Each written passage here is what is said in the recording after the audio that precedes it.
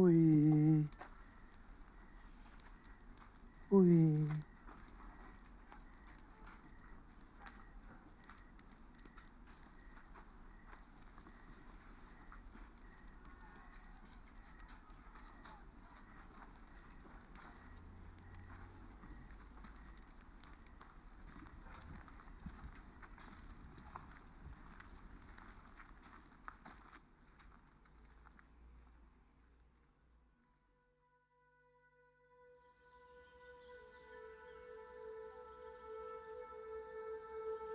Please wait. I can start at the beginning. I remember that time very well. I lived in a small hut together with my little brothers and my mother and a father.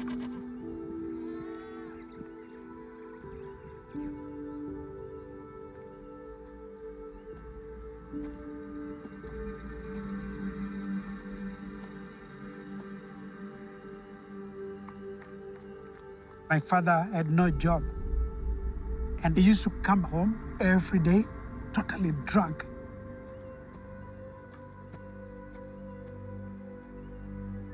I was just a little boy. I did not know what was happening and what was going to happen.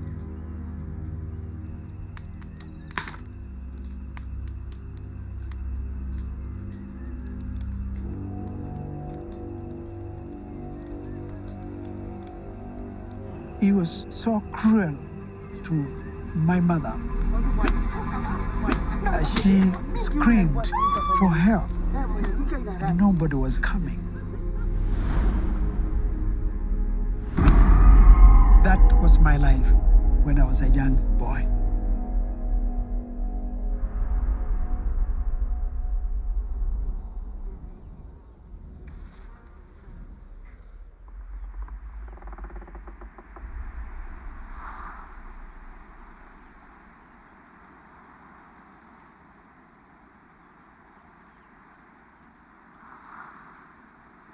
I woke up, and there was nobody. Everybody had gone. I looked everywhere, but I saw nothing. And I realized that I was completely alone, abandoned, a child without parent. You can't imagine it. Me, I was that child.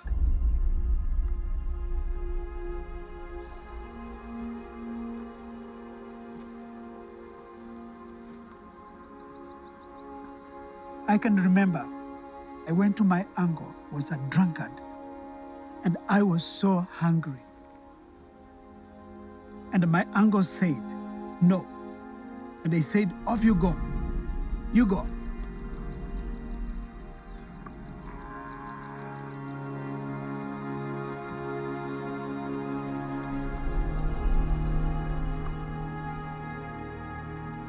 Then I started walking around the village, begging for food, pleading with people to help me.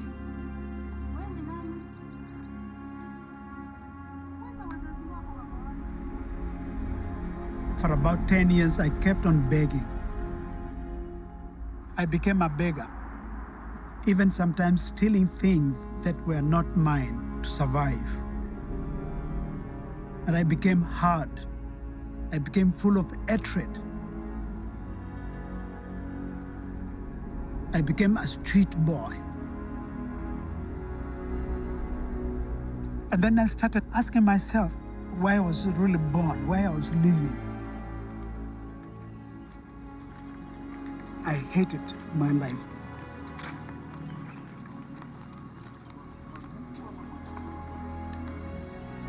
And I thought, I don't really deserve to live in this kind of life. And I wanted to take away my life because there was no meaning.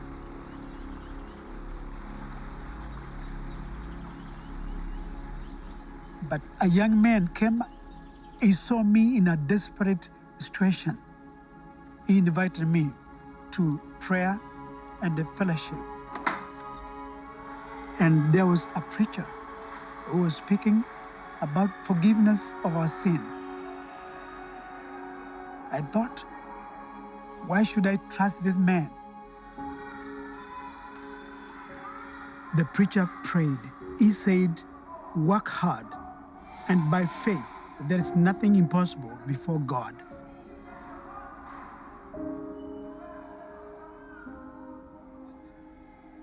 This struck in my mind, and the new hope was planted in my heart.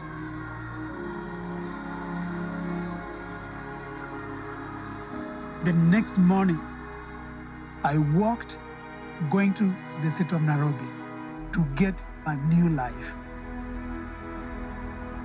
I had no money, not even a single cent in my pocket.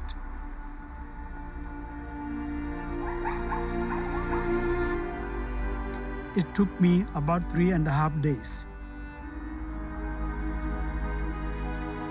I never finished school, so I didn't know what kind of a job I would be able to work.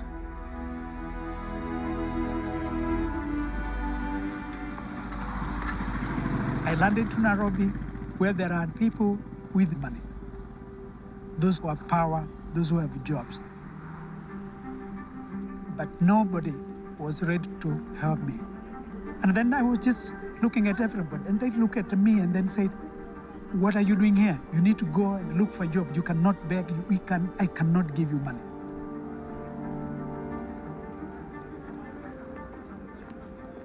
I looked in one area where there are rich people, where they have big houses, and there I was knocking everywhere.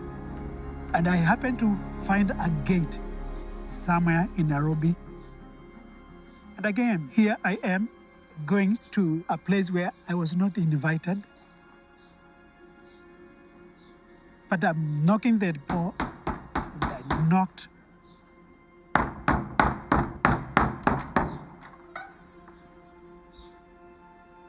The lady asked me, why are you disturbing us here? You are knocking the gate. What do you want me to do for you?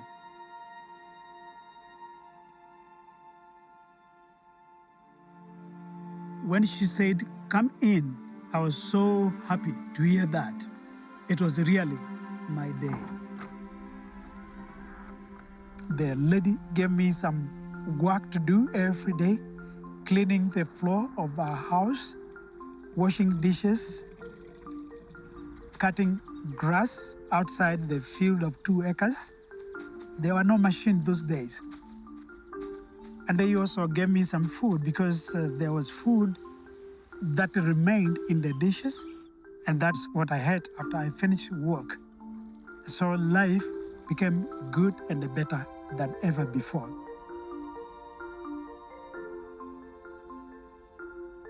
And so after 6 months, this Indian woman, she spoke to her husband, who was the CEO of a very big farming company. And I was promoted to manager, dealing with over 800 workers. And I bought a very nice shirt, and I was able to save some money.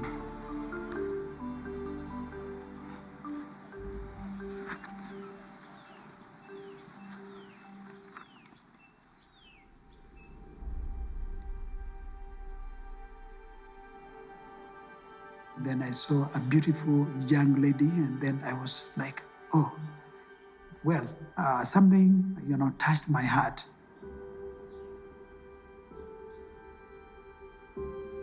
And I've never talked about it. I was afraid about women. I had no confidence of myself being able to be loved. And now there's a smile. I have a courage to talk to this young lady. And that went so well.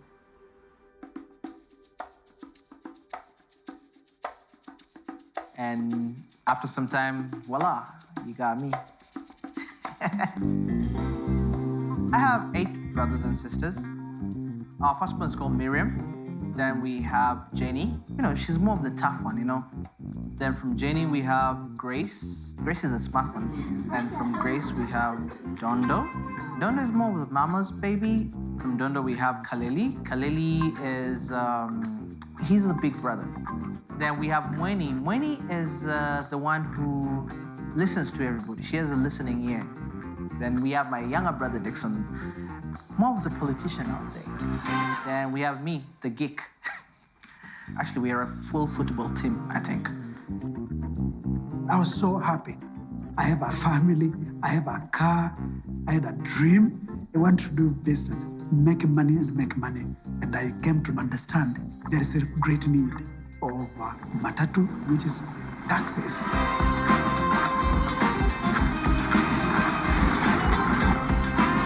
He used to carry us to Eldoret, 40 kilometers away. The first vehicle really on that route. And he used to charge only 2 shillings and 40 cents, 50 cents, which is really, today it's a journey of about 300 shillings. And he was very popular, you know, and people used to wait for his Matatu Pujet 404 pickup. And many people liked him. They liked his vehicle. He had music also in his vehicle. He had some cassettes, CDs. He used to play music for me. And also he used to sing for me. He was singing the Jim Leaves. Jim Leaves, Kitten Davis. Dolly Parton, Kenny Rogers, Don Williams. And there's so many rock and roll, you know, so many good music. And then everybody liked to go with my car. You're walking on quicksand, walk slow. Billy, Billy, bye, oh, watch what you say. A pretty girl will get you one of these days.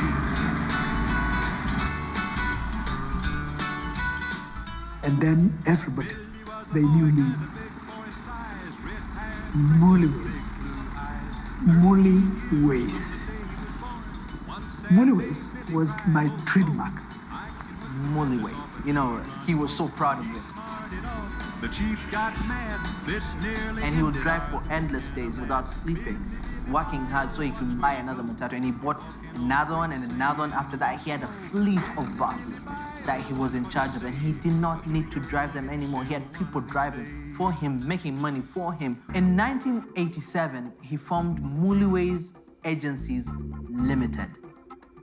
And then he moved to the next level of business. He was selling tires. He had a welding company. He had a car parts shop. From then, he opened his own insurance company. From the insurance company, he moved to real estate. Mully's real estate. And out of this, the real estate, you remain with about 20%, 30%, and that you put it in your pocket. You really feel good.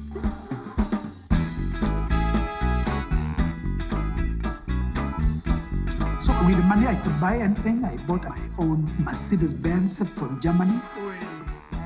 At that time, that is in the mid-80s, he was a millionaire.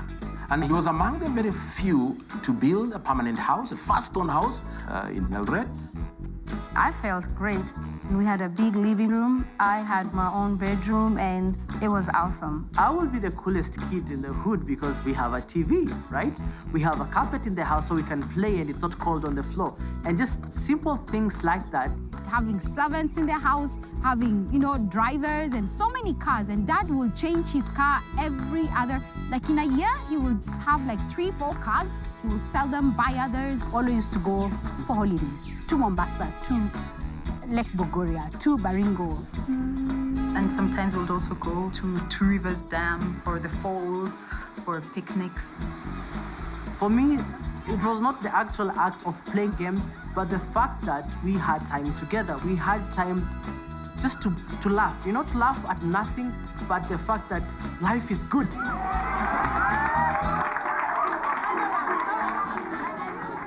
But it was becoming more and more. And the more I did, then the more I also got profit, and there is no end. The more you get, then the more you want to have more. That is the nature of people. We lived a life of riches because we were on top of the class. We had parties and dinners all the time. And we had so many guests, so many visitors that used to come. It was wonderful just to be feeling so influential. That's the class of people we were, and My dad was the great Gatsby of Kenya. And it was really so good. I got connected to some of these people who were also rich, and they owned total oil products. And they were looking for a prominent person to sell and distribute their products. I really realized the value of having money. It's more than anything else that you can think of. Is having the power in your hand. And then my dad had a monopoly in oil and gas. Really, it does not get any better than that. Like, where else do you want to go from there? I traveled to Europe for business, traveling in different parts of the world. Traveled also to New York when they used to have the Twin Towers. I remember going up almost to the top. And then just seeing the city, I really felt like, it was my time. Coming right from the bottom to the highest point to become the supplier of oil, gas in the whole of Western Kenya. And always when I remember that, I see the impossible becoming possible.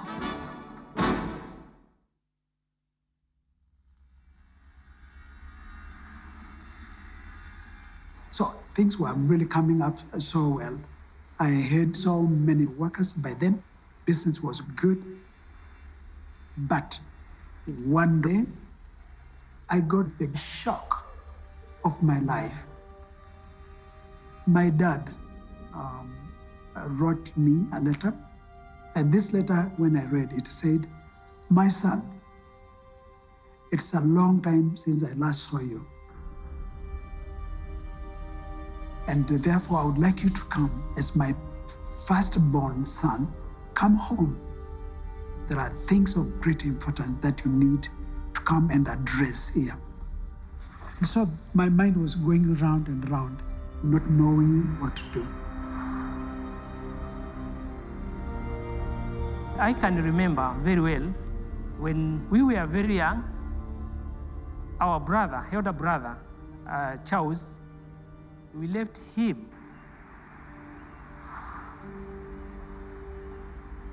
We were forced to go to look for a piece of land. We left him behind. Pazi o manda ideka. Kotwazi o kana.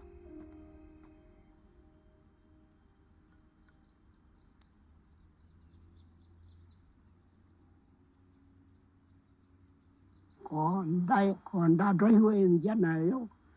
Konda yona dhina. Undu mama watu iwe ninja. Kangundo indi tautia te kamande ideka. Yu itwe makuweni. Undu na udire na amuiba ndunda.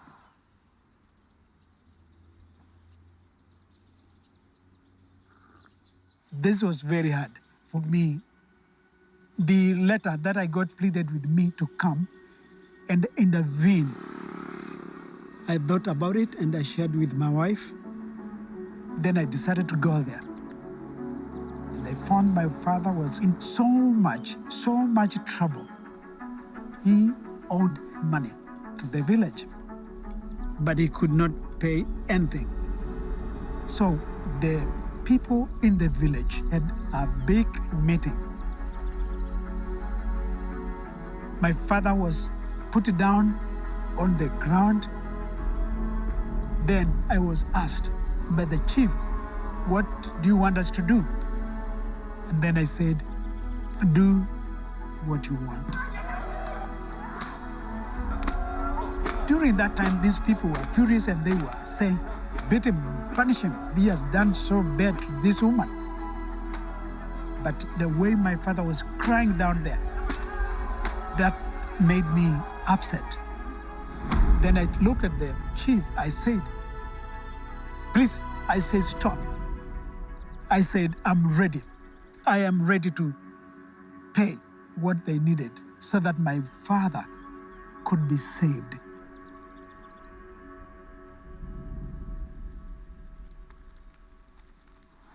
nananga wanuki. Nananga wanuki. Takeva tiuki. Yune bane mochili. Kwa na kibila kiki kwa na mutausiu. Mutoa. Nikia kwa. Tona kwa sia nikia kwa. Lakini na kibenwa. Choka jane wa mwana uyu. Uita wa mutoa. No ese ne amba wapikabu.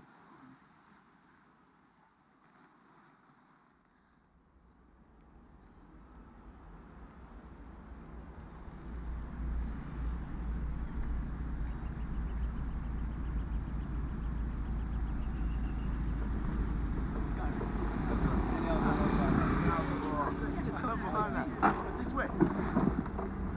Mzee, zile pesa mzee. Zile pesa mzee. Zile pesa na dai zile pesa mzee. Zile pesa mzee. Kwa nini umefanya? This is how we used to survive on the street. In some instances, we'll help people to park their car. We'll guide them as they are parking, and in exchange, they have to give us money. Mimi sina pesa. Mimi sina pesa. Sasa mnanisumbua nyinyi. Nini mnataka? I can't count the number of times I've stabbed other boys and women when we want to steal from them and they are resisting. And this is a man who is rich by all standards. I can say he was a millionaire. And because I lived a life full of hatred and anger from my home in the slum, every time I used to hurt somebody, for me, it was like a revenge, and I used to feel good because people used to hurt me, and I had to do so to these people.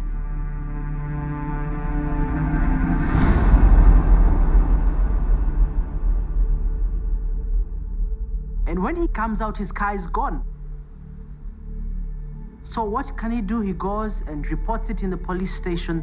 My car is stolen. And that evening, he has to go back. Public transportation. Probably in one of his buses.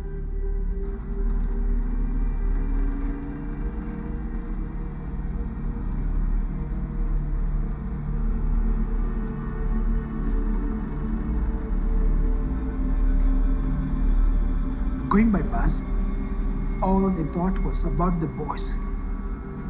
Why didn't I give these young people money? I am not feeling well. I became sick. I saw faces of me inside them. I saw myself. I was really disturbed. But something was building in my heart. Sasa wakati huo ndio mambo yalizidi sana. Akajisikia ameumia sana moyoni. Siku moja alienda kazini, akaenda akafanya kazi, akashindwa. I was really tormented by these boys in the street. And I could not work anymore. And then I told my secretary, I told her that I was going home. I drove from my office and kept on driving and driving. I did not know where I was going. I found myself far away. And there, I stopped my car and then started crying in the car. I cried, questioning God, why have you done this to me? With all the wealth that I had, why is it that God wanted me to take me back again to the poverty? 4 hours in the car, I struggled with God.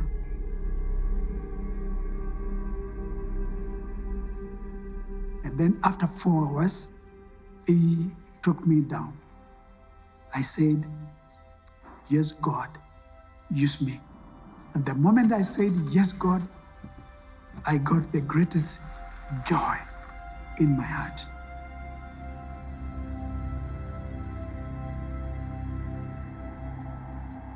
I remember him coming home, and then he comes in and he sits down, and I noticed something is different about him. Every evening, we had dinner together as a family. And the night that Dad told us, we were sitting as always. Dad asked us, how was your day? And everybody will say, one by one, will say how your day was in school.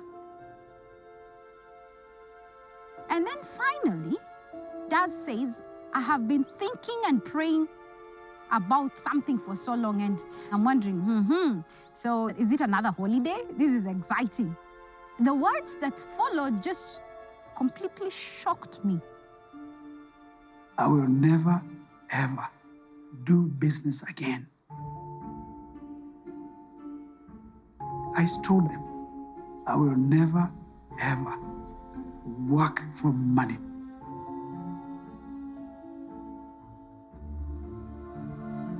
My face turned onto Mom. And Mom looked perplexed. She looked like they had talked about it, but they had not really talked about it. He went on to elaborate that God had actually shown him that he needed to sell everything and start helping the poor in the society, the children who are abandoned, the street children. And I was there like, I could not fathom. No more income coming in. It was too much for me. You know how you feel as though the world has sort of collapsed beneath your feet? That is how it felt at that time. After that, dinner was finished quite quickly. Lakini nilifunjika moyo. Nikafunjika moyo, nikainamia chini, na si kuongea. Kulala kesho yake, nilimuuliza, haya yote umefanya katika maisha, kwa sababu hii inachukua maisha yako yote. Unaona ni mambo ambao ni jambo ambao linafaa katika maisha yako na maisha ya familia yako?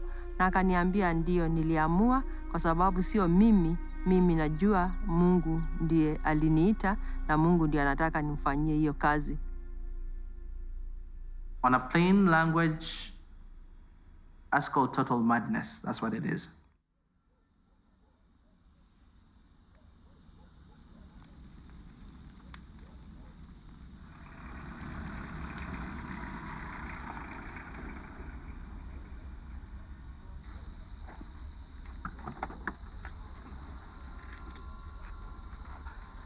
In the street, you're not sure whether you're gonna wake up the next morning.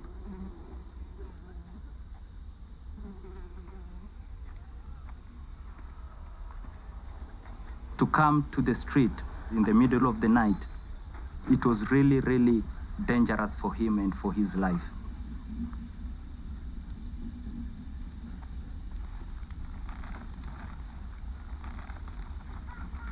By then, we had already smoked marijuana, I had taken some heroin, and we were carrying knives, and we were sniffing gasoline. So any slight mistake, then that could have been the end of his life.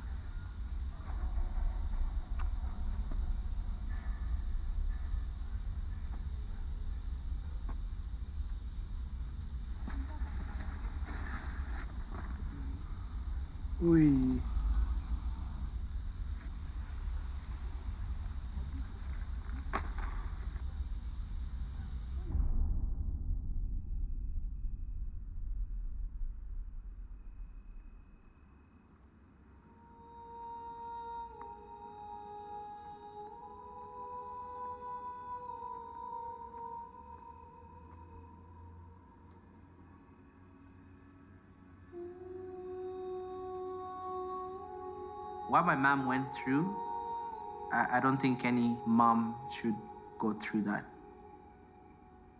You marry into a secure family whereby you know your kids will be provided for until your husband goes and decides to sell everything, you know. How do you let go of what you hold dearly? And how do you decide when to Share your love.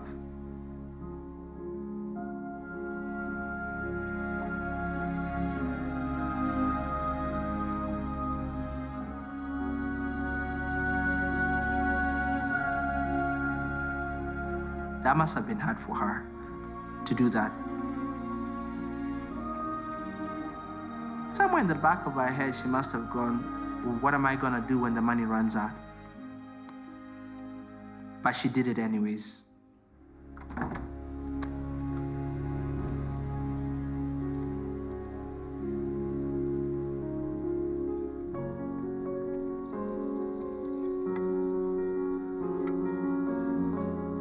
Mom had to cook for the children, and she was the nurse and taking care of everything that you can think of, everything.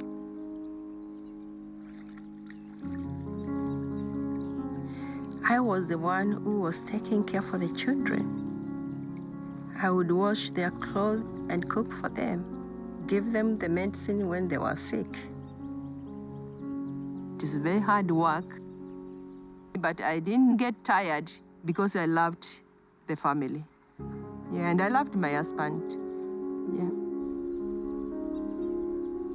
Initially, we had 3 children, 4 children, and the number kept on growing, and now our family was suddenly bigger, from nowhere. I went to the street, then I brought them every day. There was no one day that we said, it is enough. I never said there was no space for a child who was suffering. As the days progressed, I was praying in my heart that this will not be true, that Dad was just joking and he would continue working. I thought he will not shut everything down. People give donations. Why can't you do that? Why can't you just sponsor a kid? That would be awesome. You can work, sponsor a kid, perfect. We still live our life. Everyone's comfortable. But he actually stopped all the businesses. He started selling stuff. He started closing shop, and people called him crazy.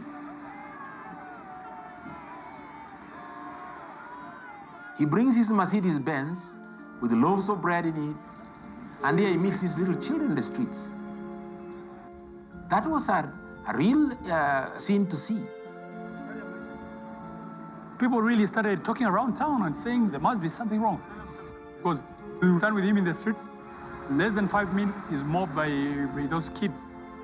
And there are no businesses you could be doing them unless you're selling drugs. So people are very skeptical about him. Even others as close as me could not understand. Do you close a business in order to serve street kids? Can't you do that too? That seems a little bit strange.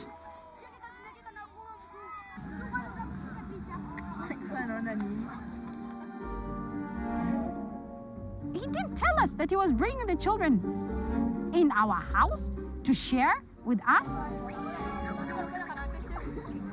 I think that was really, really rude of him. They smelled so bad. They had lice on them, tattered clothes and no shoes. They broke the toilet. How that happened, I do not know. I don't know that. I think they were just stepping on the toilet and they broke it. I despised them because Mom suddenly was taking time to go and bath them. They were given one of the rooms in our house.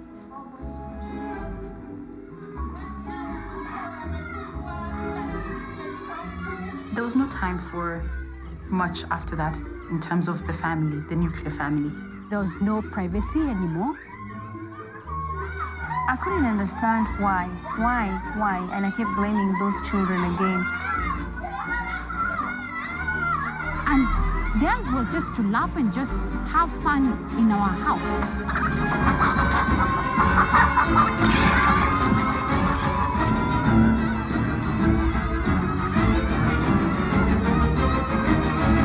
Half the time it was, Mom, this is happening, Mom, this is happening, Mom. And they were playing with stones and playing with all sorts of things and breaking our windows. They were swinging on curtains, they were climbing on walls. That was unheard of before they came. The house was meticulously clean every day.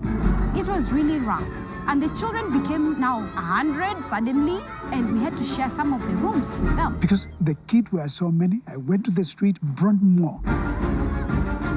Of course, he brought more children and more children and more children. And now he had to extend the house so that they had enough space for the children.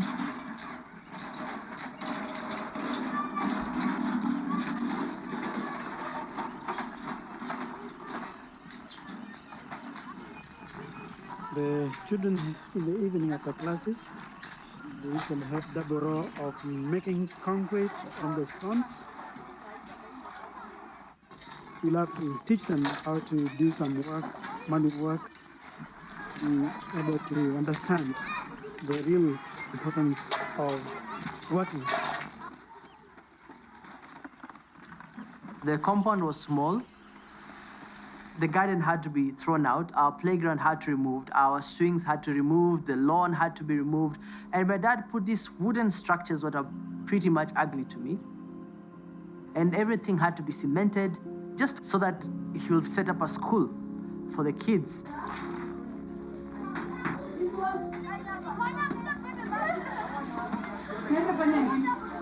And I remember I had a favorite dress. It was yellow in color.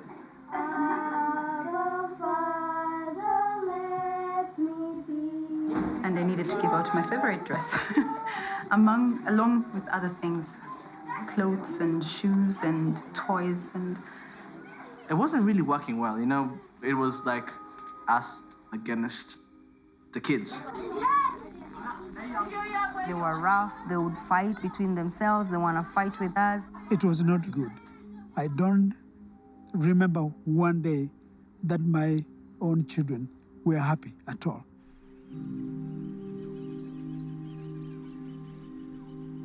And it got to a point that we could not settle in very well with the kids, and we had to go to boarding school. They had no choice. I took 5 of them, my own biological children, to boarding school so that we could have enough time to care and to love these children. We had to do that, to sacrifice. Grade 1, grade 2, grade 3, I was in boarding school. I remember the whole time my dad came once for a board meeting. And my parents came to visit me with my siblings. And she had on my yellow dress.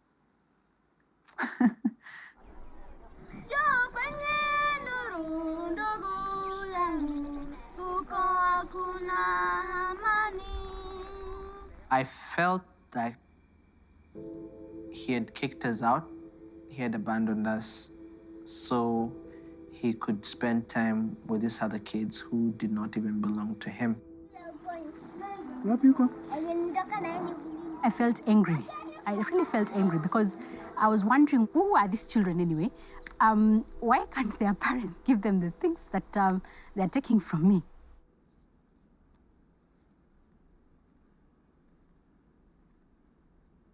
My mother was a prostitute, and at that time I was 7 years. And my mother could come home drunk, and she could bring some men in the house, maybe 2 men, 1 for her, and she could bring 1 for me. And when I refused, she could start beating me. Babangu akakuja akanirep nikiwa mdogo. Po mamangu akapata damu kwa nyumba imejaa. Akachukua mbao hizi zinajenganga desk. Akanigonga akiniuliza nani alinifanyia hivyo, nikamwambia ni anko yangu. Babangu alikuwa ameniambia nisimseme. They told me that your mother was a prostitute, so she died because of AIDS. And they told me that's why we think that you have the same disease.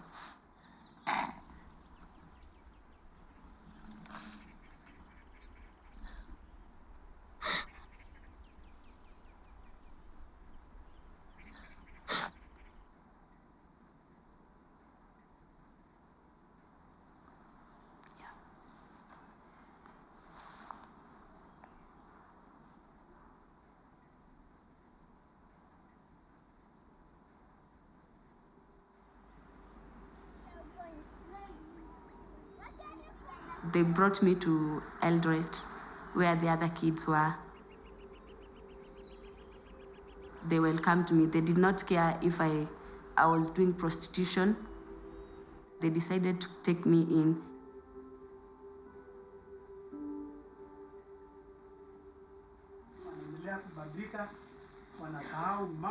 I was amazed to see all the kids. There were so many kids calling dad, their dad. So I was wondering which kind of the family is this. First time I met Charles, one of the first things that stood out was just his smile. He was just welcoming. And he would look at you straight in the eye when he say, "Hoi." It's a sign of peace. And you see that he's come to bring good. And then he took us to his home. He came and welcomed me, he smiled, big smile. It was so broad, it was so warm. And you see that he was a father looking down. And he said, "Welcome, this is your family now. These are all your brothers and sisters." It was a moment that I cannot explain. I've never lived in a nice house, given nice food. I've never met my biological dad, and here is a man saying that he was going to take care of us.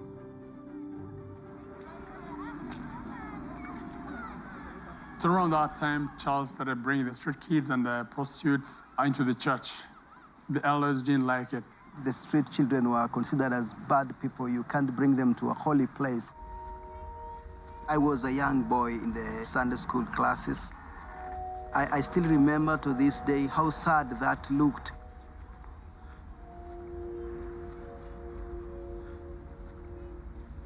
And one of the elders asked them to go out because those are bad people and we are good people.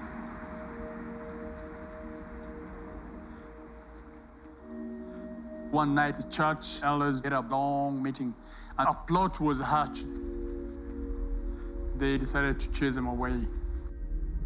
I was given all kinds of names, but I made the covenant, and I knew whom I was serving. I said, I would even rather die than to stop. So they literally kicked him out. He didn't have a choice. It was unimaginable that they would say you choose the children or choose to be in the church. Mom's friends were telling her that she needs to leave dad. She needs to divorce dad because how is this possible? They told her that dad must be crazy, that she should take him to hospital for a checkup. Nilikonda sana wakati ule kwa sababu ya mafikira. Nilikuwa nafikiria mbona watu hawa walikuwa marafiki zetu, hawatupendi. And they would ask her, how can she take this? Why can she leave this crazy man? And my mom, I'm sure as a woman, probably she thought about it. Okay. Well, you to take. You like it? To drink. You love? But Mom stood by him and she supported him unconditionally. And not because she had to, but because she chose to. I think losing those friends brought us closer as a family because then we needed to rely on each other. We were each other's friends. We were all we had. When the road is cold up yonder and old saints go marching in, when the blood was getting tired, oh friend, I want you to be there. And life moved on, and the children became more, and the finances became minimal. It was going down in the bank, down and down every year, every year. Me and my younger brother had to come and study with the rest of the kids, and it didn't make much sense. My wife came one evening and said, "My dear, our stores are running out of food." And then I said, "Why are you asking me about where we are going to get food? Don't you remember that I said, you ask God, pray.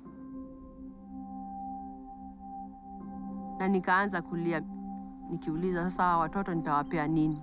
Nitawafanyia nini? Watoto wengi wamejaa hapa na sasa nitafanya nini? It was no point of return.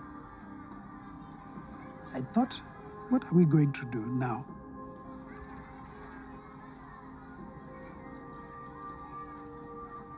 And from nowhere, we heard the bell in the gate ringing, and someone went to check, and there was a lady we did not know. And she came with a truck full of food.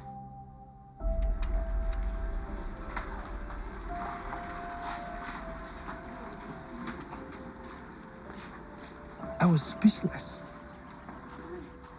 But this lady said, here, this is for you. A donation for the first time. Akatuletea chakula, akatuletea pesa, alikuwa na shilingi 5,000 kwa bahasha. Na hiyo chakula ikatubeba kwa muda mrefu sana.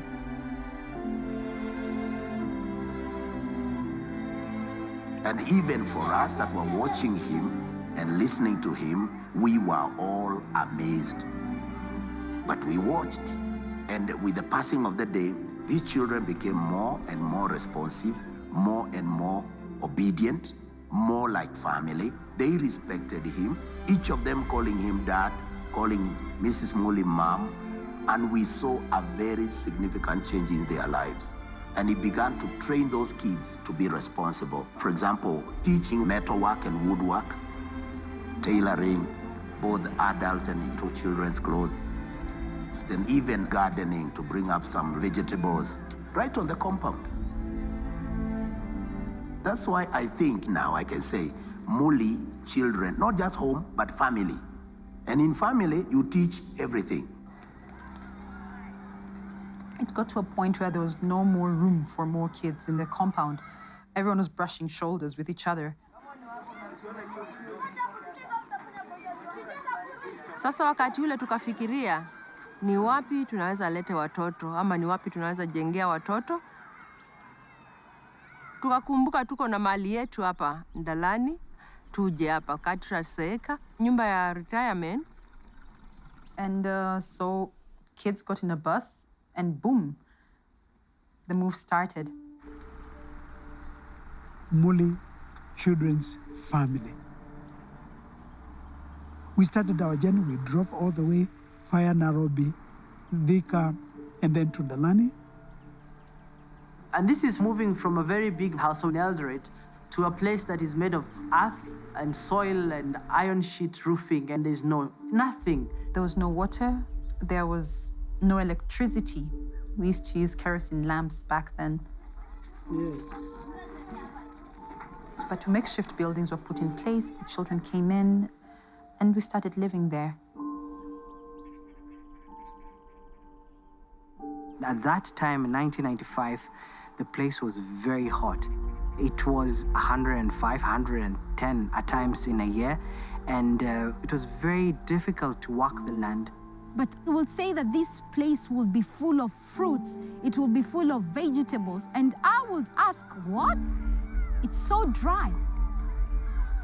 He would tell us about these things, and sometimes we don't understand it, and sometimes we think he's crazy, because he was dreaming about us having a dormitory well built with stones, and at that time we were staying in a tin shed.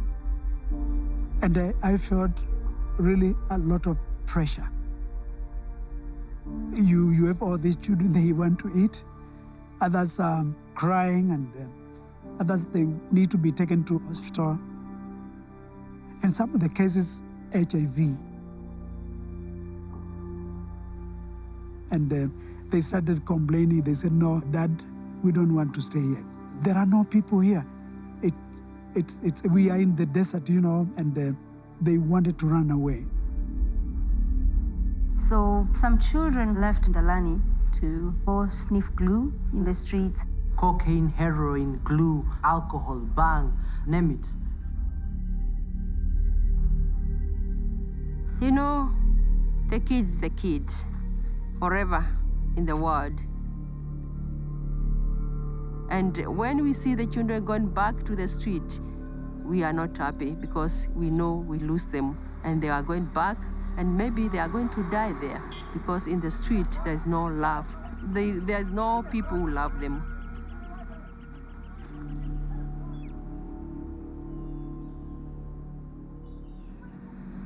I always go back along the street, in the slum, everywhere, looking for them. And then when I find them, they always said, we cannot believe it. This must be a dream. I tell them, please, this is your home.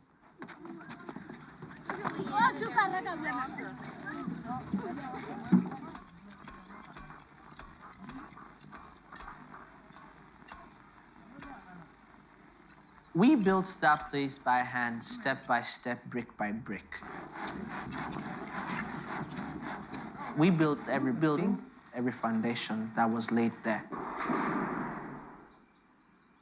I learned about construction with the rest of the children. I learned how to put brick on mortar, how to make the ratios of cement, sand, and ballast, and all that. And right now, I have so many skills that I learned as I grew up that even now I can use them in my day-to-day life.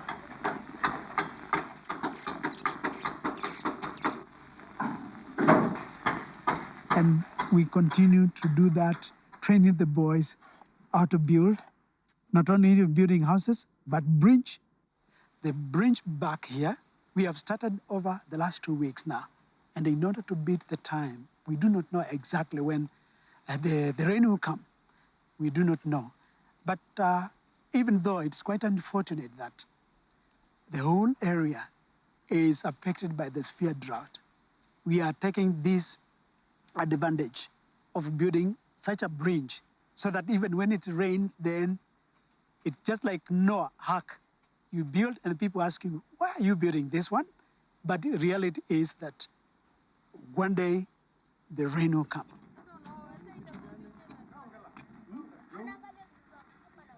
During the drought, we did not have any water that we could boil from the river. So he had to drive 4 hours every day to Nairobi to get water so that the kids here could have water to drink. It was a really hard time for this country as a whole. Hello. Wow. They took water 4 days ago. That's when they had water last.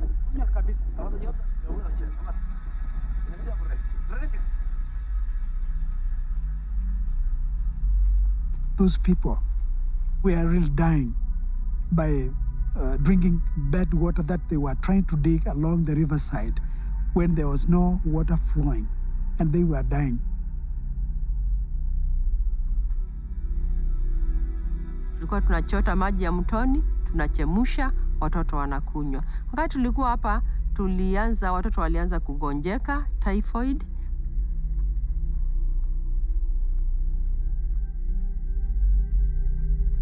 I remember a young boy, his name was Oscar Kiberenge. He got sick. It was because of the water. Tulienda kuangalia mtoto mmoja, na wakati tulifika tu, akasema, Daddy, Daddy. Tukaomba Mungu muokoa maisha yake.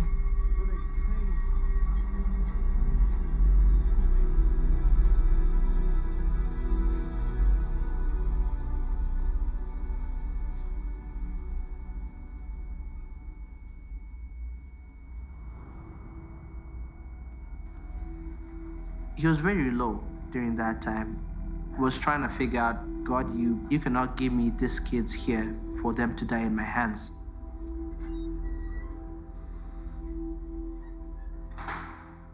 I remember Dad and Mom praying about it, and Dad crying, praying, saying he was begging for water.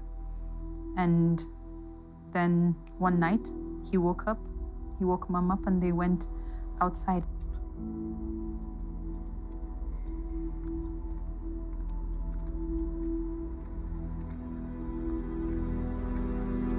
And they walked from the house where they were staying.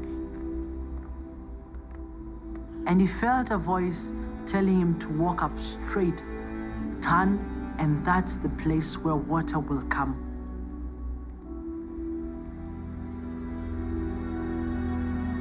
They prayed and they felt that this is the place where they needed to dig.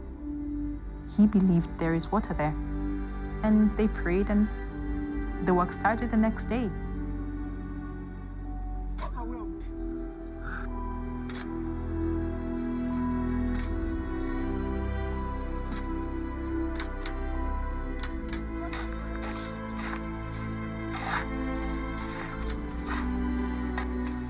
It was hard to believe him, very hard.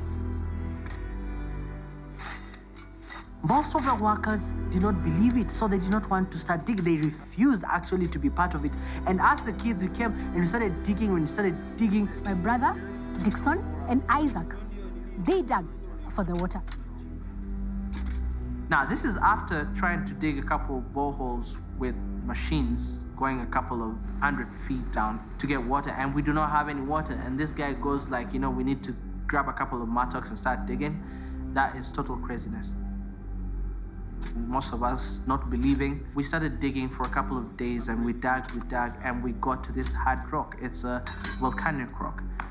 And, we called my dad and we told him, we've dug your vision, and this is where it's taking us. We have a rock, and there's no water, so, what should we do? My dad says, I was shown water here, and just keep on digging.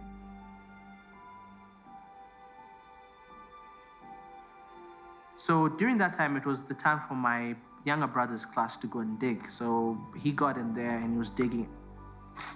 And he takes this mattock and just hits on the rock.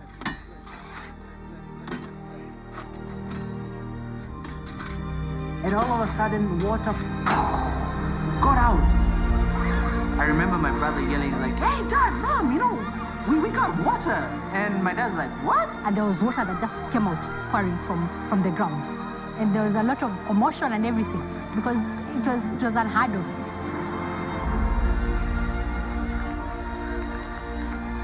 And, they started shouting. They're shouting, Maji. Maji means water. They were shouting, water, water, because it was actually coming.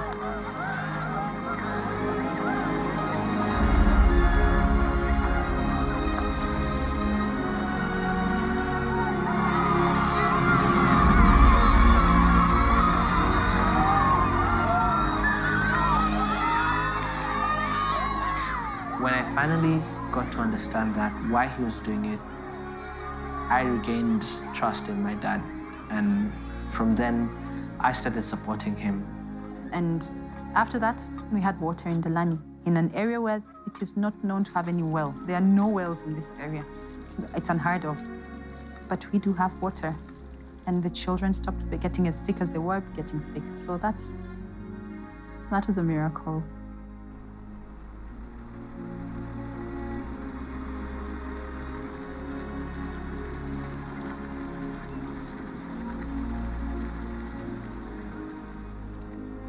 A water purification system was set up, and from that there was a water tower that was constructed, and this was able to supply water not only to the children, but also we got water also for the use in the farm, and that's where it began.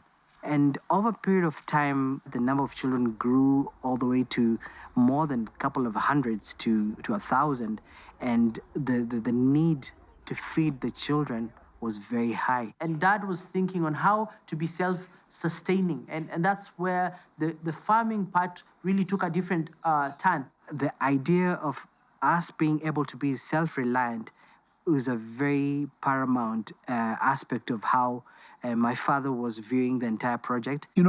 People in Africa, in Kenya, they owe even the government, they depend on donation from the Western world. And then I always feel like, what can we do as Africans to change that attitude? My father noticed that and started to think through how he could do something differently to be able to complement the donations that we were having.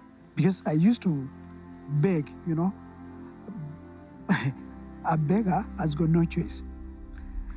That's something I hated. And for that reason, I said I will never beg. And then I kept on thinking, how can we build a project that would be self-sustaining? As we began, we said with the 1 hectare outdoor with oxen, now to 500 acres using a tractor. And right now, as we're seated here, we're looking at crops that are growing so well. Production is so many times the conventional outdoor production.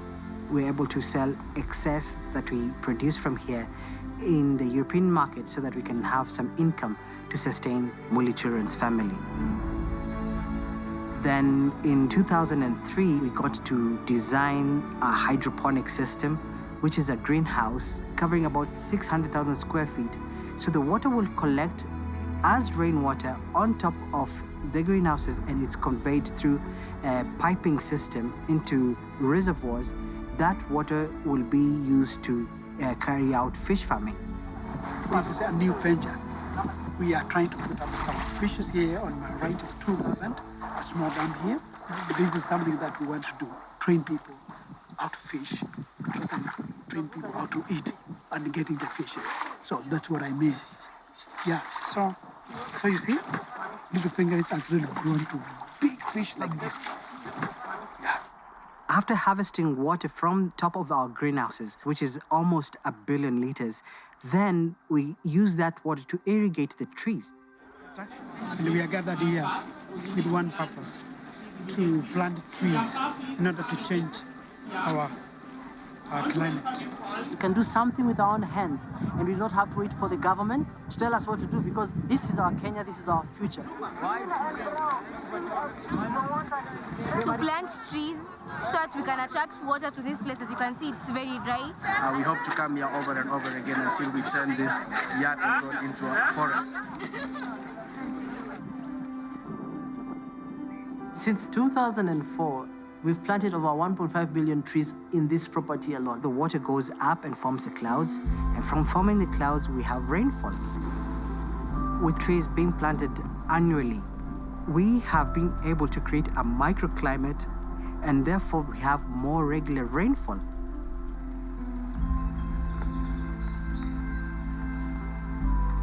This is real. When I bought this piece of land, there was nothing. There was no trees, there was nothing, no water. And through planting trees and through water conservation, I've seen that really working. One big dream that I have is to transfer the knowledge to the young generation so that we change Africa, we change our country, Kenya.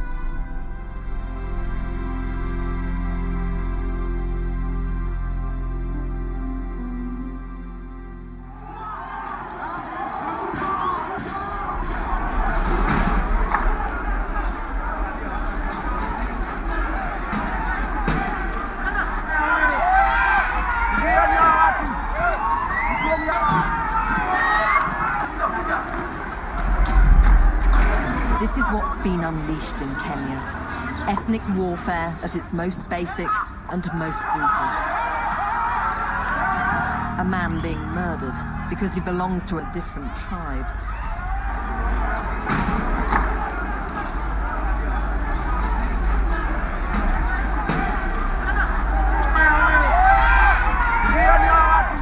I remember we were sitting watching TV, and Kenya was burning. And we were sitting there, and I remember my dad called us, and he said, we can't let this happen. We have to do something.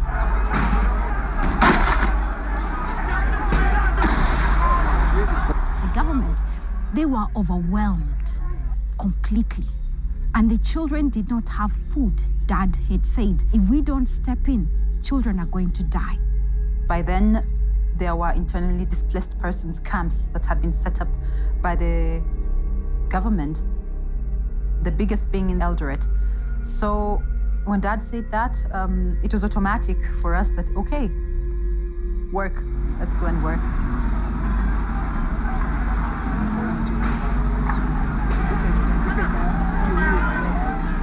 I remember very well that day in the bus.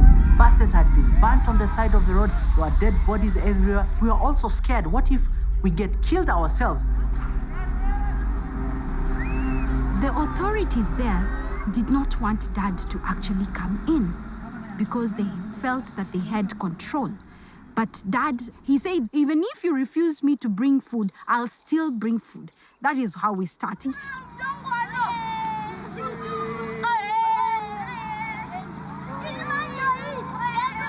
And the children would come out of their tents and follow the bus because they knew MCF brought them food.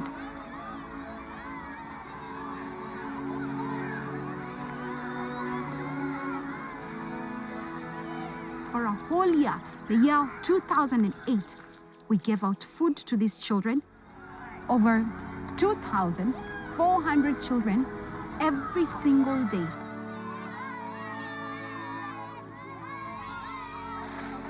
We ended up working with the Red Cross. And we got some of the children from the IDP camps, and some of them came to MCF, where they now have a family.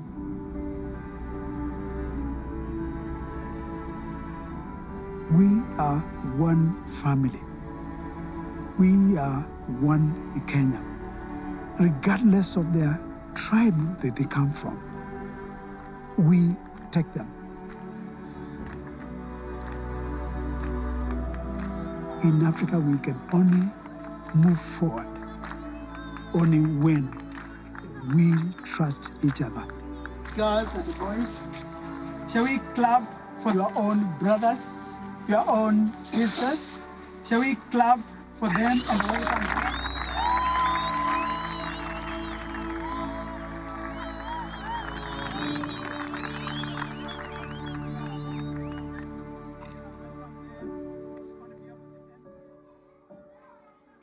MCF never stops growing.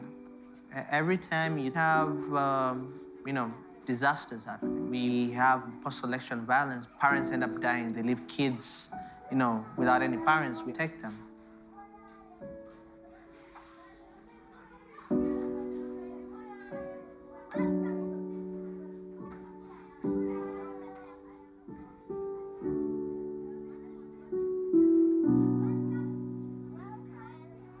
I think that's part of what the world is today. And I don't think there's one day we'll say enough is enough. It's not the kind of business or where you go like, we want to do this for 1 year and we're done. This is a lifetime thing. Dad, we thank God for you coming in this world. May your new age open your opportunities not only to us, but to the world at large. We love you, Dad, and we always cherish what you have made us to be. We are what we are because of you. Alafu hii cake tutaona vile ilivyo, alafu daddy. After high school, Dr. Charles Mully took me to university. After graduating, I went back and did master in psychology. And now I'm working with an NGO based in Atlanta, Georgia, and Marietta. And I realized Dr. Charles Mully's dream and prophecy is coming to pass. Currently, we are the defending champions of East, Central, and Southern Africa, and we'll be representing Kenya in the Olympics for martial arts by the end of this year. Out of 935 schools, Mully children family was #1 on national examination. They're becoming doctors, they're becoming teachers, they're becoming managers, they're bankers. It's amazing. Not counting the 84 who are currently in the Kenyan universities and colleges. To Daddy Mully, I appreciate you so much. I'm now in Kabarak University, pursuing a bachelor degree in commerce. They have paid for my school fees. I'm so grateful for them because now I'm taking a Bachelor of Commerce, and I hope when I finish, I'll go back to my place and help my people and my community.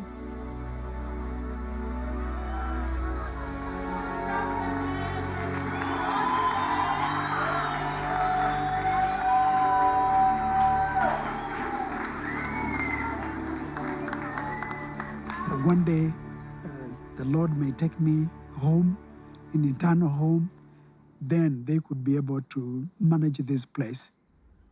But I don't have one particular person, not even my own son or my own daughters, because this is not my doing, this is not my property, this is not my work. It chose me, like he did to Moses, to be able to do this work faithfully. And that's why over the years now, I'm no longer worried. I cannot tell the world who are those people who would really take over when I am not alive.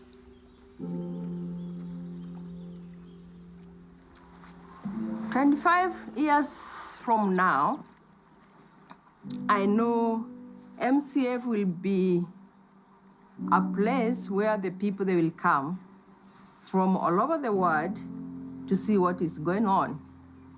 And I know the kids, those who went through in our program, I know there will be big people in the society and also in the Kenya, also in Africa, and maybe in the world. I know there's no limit in MCF. For you to be here, for you to be alive today, it's a miracle. For you to be the way you are, it is God's miracle. Let me tell you, I work 25 years, and I work because I know everything is possible. I'm telling you, let's remain focused in our studies and in everything that we do. Let us remain focused. Let us work hard so that we change the world.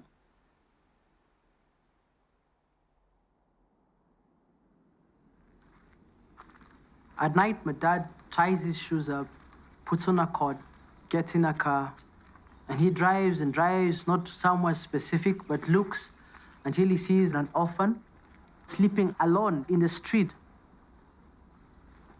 And the first thing he says, "Oi, oi, oi."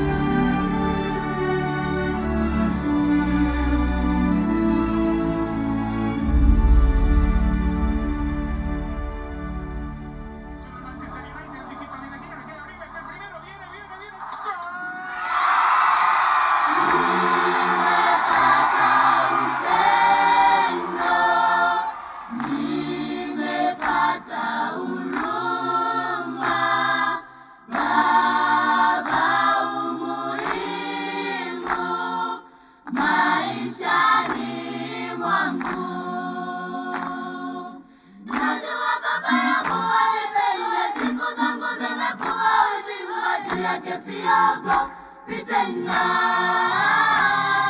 Najua baba yangu alipenda siku zangu zimekuwa uzima, juu yake siogopi tena.